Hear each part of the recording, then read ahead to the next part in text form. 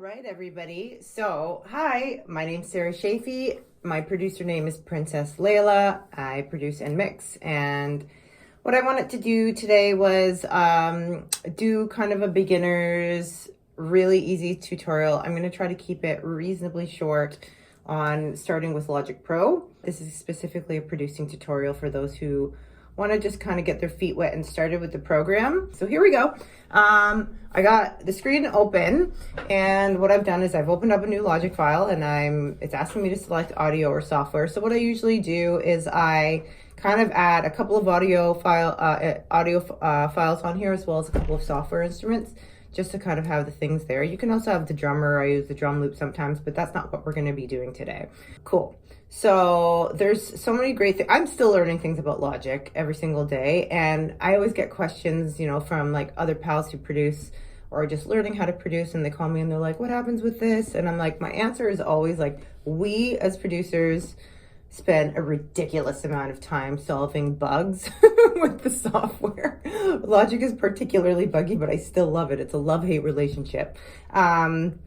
But also like so much time, you got to just do your homework and do your research is spent in like Reddit streams of people asking similar questions. Like I use Google like nobody's business to ask like questions and hope to God that somebody else asks the same thing. There's so many helpful videos.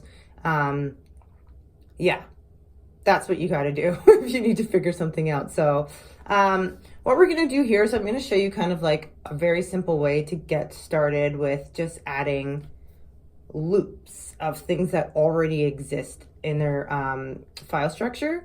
But first I want to kind of pick the tempo. It's very important as somebody who's kind of like beginner to pick the right tempo. Every song has its own feel. Tempo is very important, and I highly recommend that you need a click track to record, that you start recording to a click track. It changes everything. All right, so let's get right into it. All right, over here at the top, you're gonna click this little loop-de-doops. Actually, no. And I'm gonna make mistakes while I go. Just letting you know that. Is it that one? Yes, it is. Okay, so it's the little, looks like a roller coaster, and I would definitely ride that roller coaster. It looks like a pretty fun loop. But I want to, okay, so what you're gonna do here is you have cool little things at the top here. I pick instrument. You can pick genre and descriptors. I typically don't use those. I just stick to instrument. Let's do that. That's okay.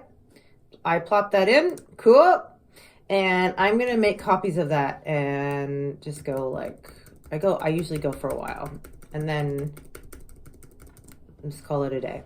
So I'm going to do a little bit of a loop there. Let's do of those. So that yellow bar means that you're looping what you just picked. And I'm going to play it.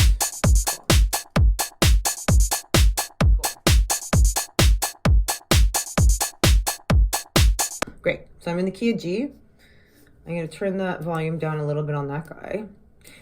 One thing that you want to pay attention to as somebody who's kind of beginning doing this, we all have the tendencies, I used to do this so much, is like try to actually boost the volume of like everything that you do, which is a bad idea, because when it comes time for you to actually do any kind of mastering, these things can't peak out. So I actually recommend that you bring the instruments like way, like this right here is the 0. Bring them down. And then the great thing you can do at the end is bring like the master volume up, or just bounce it as like a quieter file and then get the person who's mastering it to actually do that for you. But it's going to sound like trash, especially if you're going to want to do vocals on top of this stuff. You got to have these quieter. It's better to go quiet than loud.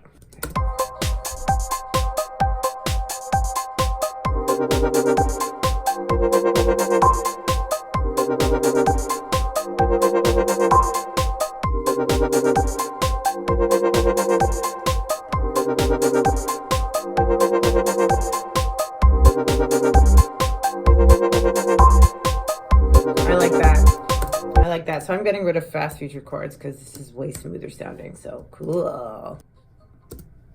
A bongo? Let's see.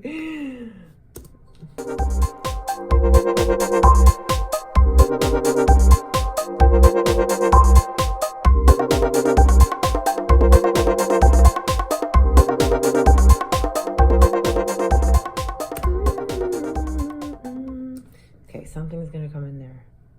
I talk to myself a lot while I'm either producing or working during the day. People are like, what? Did you say something to me? I'm like, no. And then I get weird looks.